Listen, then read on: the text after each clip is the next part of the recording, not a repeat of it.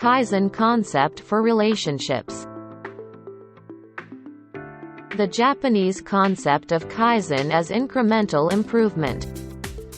It entails making modest everyday changes that, over time, add up to make a significant difference in your life. The idea comes from manufacturing, where even modest adjustments can result in massive improvements that have a positive influence on profits. Weight loss, exercise, productivity, and finance are all common applications of this method. What about romantic connections, though? How can we apply this principle to one of life's most important issues? Patterns.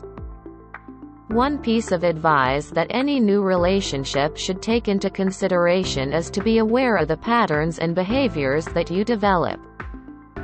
Many people are unaware that relationships, like people, are extremely habitual.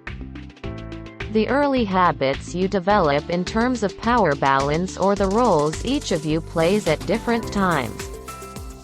As a result, you should only do something once early in your relationship if it's something you're happy to do on a regular basis.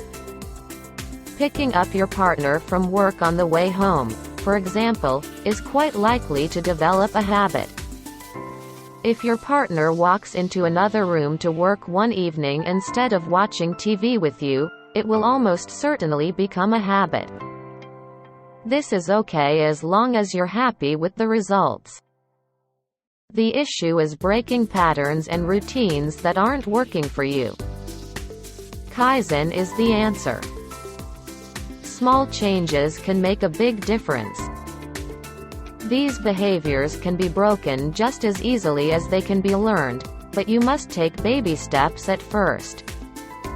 You might, for example, explain one night that you need to return home a bit later or that you're very exhausted and won't be able to pick up your partner that night.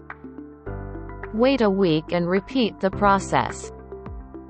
Then repeat the process for 2 nights in a row. A new habit can be formed quickly. Diagnostics. A diagnostic sense of continuous improvement is another method to apply Kaizen to relationships. In other words, you may assess your current relationship and pinpoint critical areas for improvement. Then figure out tiny methods to do it. This does not have to involve pointing a finger at someone. It could instead entail deciding that you both want to spend more time together and then looking for simple ways to do so.